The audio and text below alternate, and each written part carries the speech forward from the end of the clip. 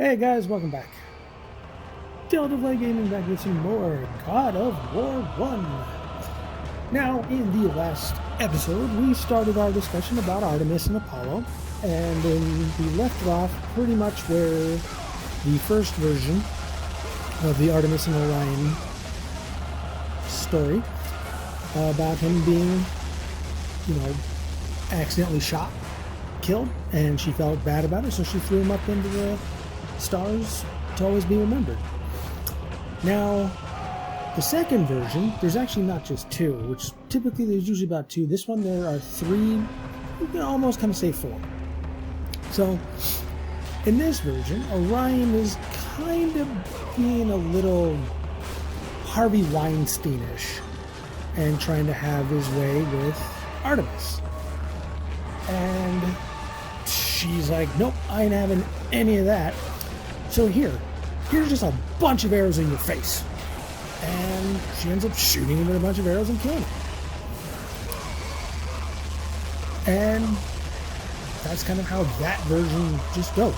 She just got mad about it and just shot him with some arrows, and then you could leave it up to either Zeus did, Artemis did, Apollo did. They kind of felt bad about it maybe later on and put him up in the constellation, but in version 2 it literally just says he was kind of being a little pervy, she didn't want it, and she just shot him full of arrows.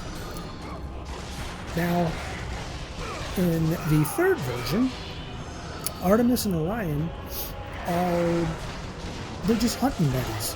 They're like, hey Artemis, let's go hunting. Okay, cool, let me grab my bow and let's go. And, things are going pretty well. They're just kind of, let's go hunting. That's pretty much it. But Orion gets a little too big-headed. And he starts walking around thinking, you know what? He gets that Uncle Rico kind of thing. He's like, I bet you I can kill all the animals in the world. I bet you I can throw a football over the mountains. You can kill all the animals everywhere on Earth. Just not really know if it's just kind of like one of those, like, Uncle Rico, I can throw a football over those mountains from here, or anywhere I go, I'm so good of a hunter that I can kill anything, anywhere. And, with it being to the point where you're not really supposed to be, you're supposed to be humble, basically. And Hera, and then the fourth version it's Gaia, so it kind of just depends, but basically someone's like, you know what, this dude is way too cocky and we need to give him a reality check. So, boom, let's send him this big scorpion, like huge, massive scorpion. And it comes up and it's just like, hey, I'm your reality check. Die! And it kills him. And Artemis is like, man, that sucks. My hunting buddy is done. He's dead. Never gonna see him again. But you know what? I'm gonna put him up in the sky. Just gonna put him up in the sky. Just so that way I can always remember him. So, silver lining, I guess?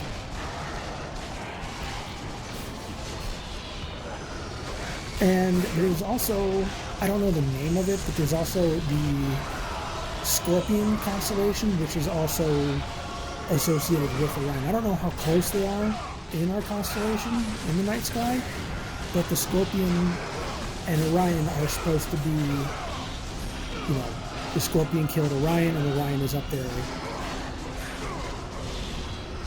So it's, kind of interesting. Alright, moving on. We're moving on to Hippolytus. Now, Hippolytus is one of Artemis's adolescent male worshippers. And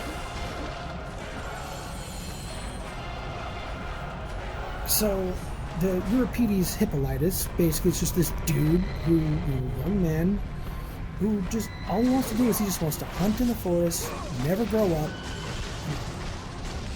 so he kind of worships Artemis because that's all he wants to do. He's like, I don't want to, I don't want to grow up. I'm Hippolytus. Hey, it rhymes. It actually fits. But yeah, he basically just wants to kind of just be young forever, hunt, and that's it. Nothing else. And Aphrodite, she's like, oh my God, you're neglecting love. What is wrong with you? And so what she decides to do is, she's thinking to herself, what can I do? What can I do? He's neglecting an aspect of life. And before we go any further, this section sucks.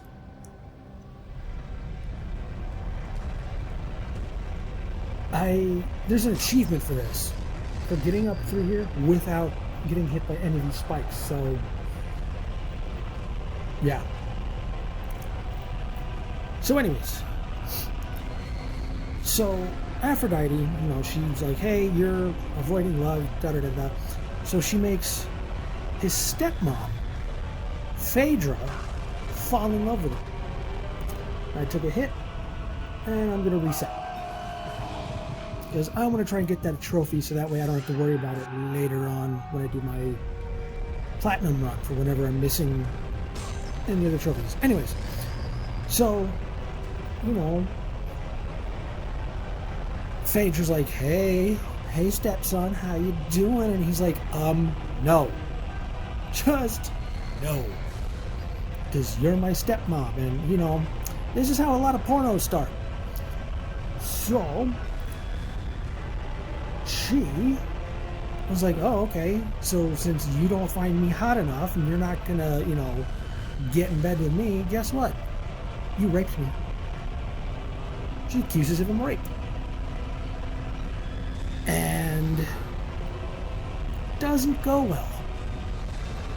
So she goes and tells her husband, his dad, Theseus, and he's just like, what? WTF. Just WTF. This is not how I raised my son. This is not cool. So I will place a curse on him. Not exactly, not like the Stephen King thinner kind of thing where he just gets thinner. But it was just like, here's just a curse. Just a curse. Just go.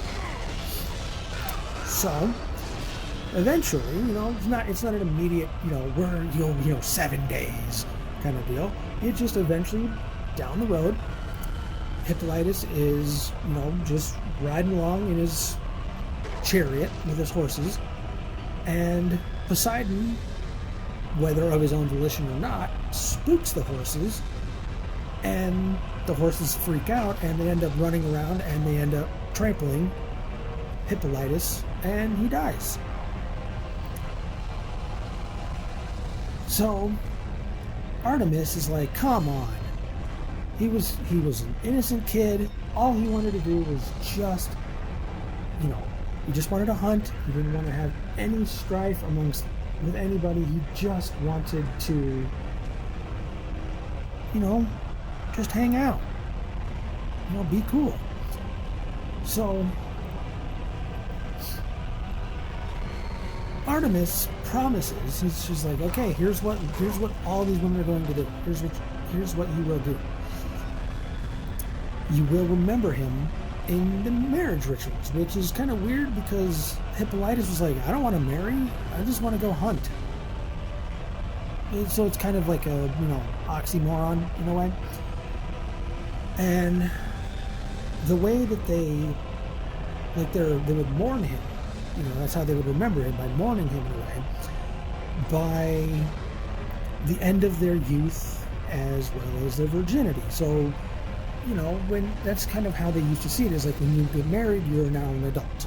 And it's not like, oh, I'm 25, I can rent a car, I'm 18, I can enlist in the military, I'm, 16, I can get a job or whatever. It's just once you get married, you're an adult.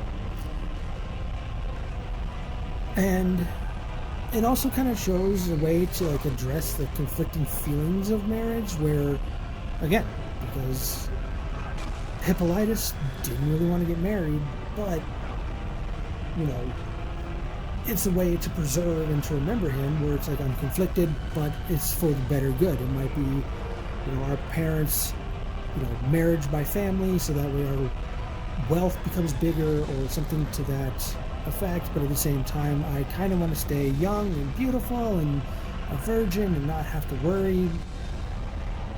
So it's seen as a mix of a joyful as well as a sorrowful event. Now, for some of the initiations for the women, it's called the Brauronia, Brauronia. It takes place at the site of Brauron, so go figure. So the foundation myth that goes with this is a girl is playing, she pretends to be a female bear. And if she gets scratched, I should say, and then her brothers come out and quote-unquote kill the bear. And everyone will end up they'll get real sick until the young girls who play the bear, or until they play the bear, basically to appease Artemis.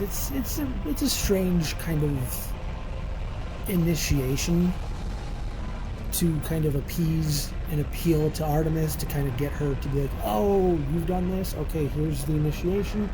Come on in. Now, there have been some archaeological evidence, and it's kind of hard to show because it's on my monitor and I really can't show that. But there is some good evidence to kind of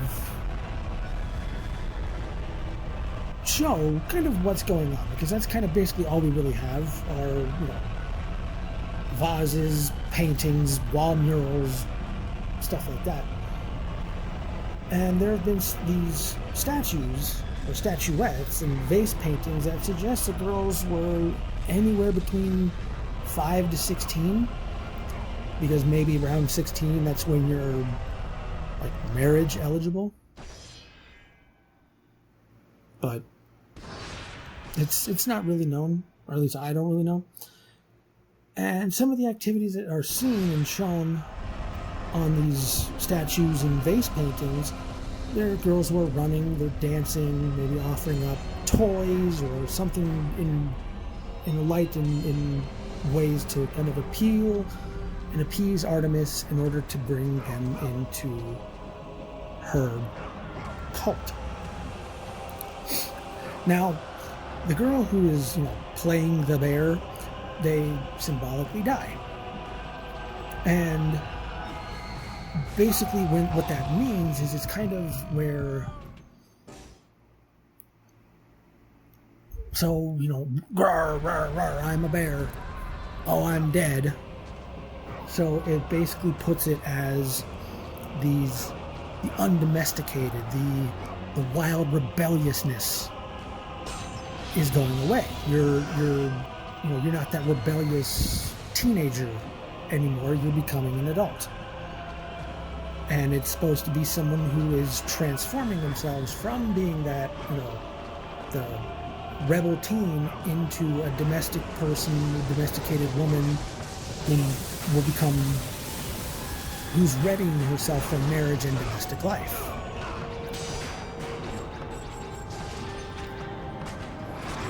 And now now that we're done with the girls, we're moving into the boys' initiations.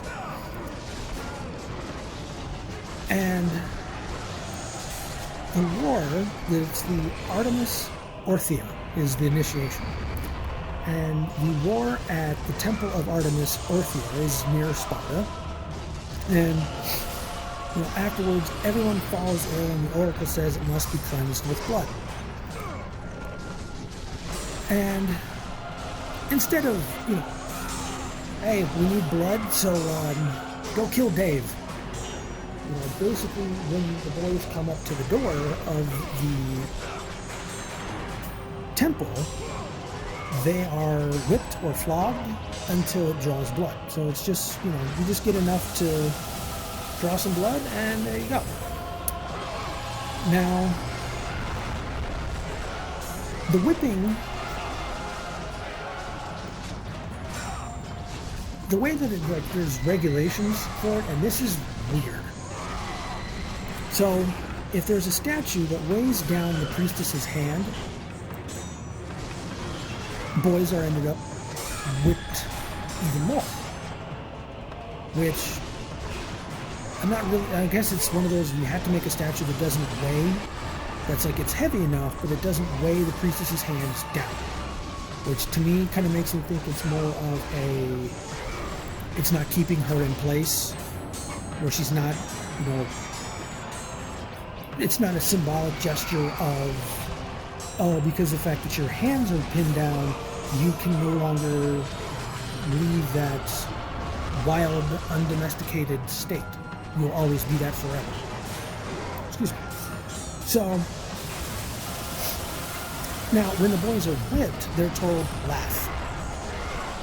Just laugh. Laugh it off. And if they don't, they get whipped even more. So it's kind of a weird psychological torture, in a sense. Well, not really in a sense, it is. But it's kind of a weird way to initiate boys. Whoosh, laugh with me. Whoosh, laugh with me. Whoosh, laugh with me. And I don't know if it's really a game or if it's more of a initiation, a ritual, or what. But basically, hey, Kevin is going to go put cheese somewhere out in the field or somewhere in this temple. You need to successfully steal it, or we're going to whip you more. Or if they're just like, hey, go steal cheese from the village. Just find cheese, steal it, and come back. And if you don't, you're going to get whipped more. And it's not exactly just the cheese and the stealing, but the kind of punishments of the whipping and the laughter. It's kind of related to the military training in that, in the aspect of conditioning them not to, whoosh, ow, it hurts, but whoosh, that all you got? Ha! Kind of, 300, basically, if you kind of think about it that way. So that basically wraps up Artemis and Apollo. And I know that I should be wrapping up, getting out of here soon, because I think once you get through those spiked things, there shouldn't be much more to go. And next, let's see, what slide am I on?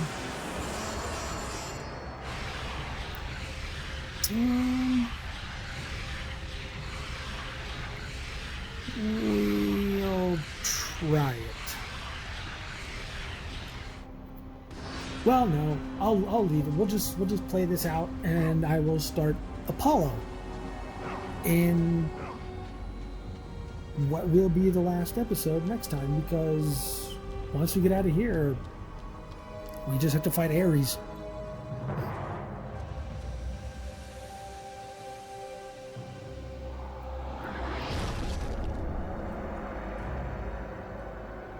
Don't question it, just go.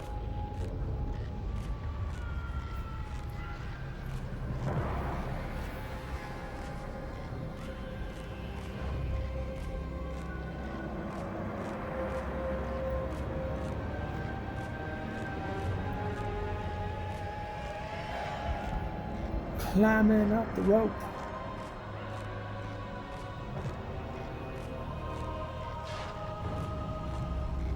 Temple of the Oracle. Ah, Kratos. And not a moment too soon. Give me a beer, I kid. only finished digging just a moment ago. Who are you? Now that is an interesting question.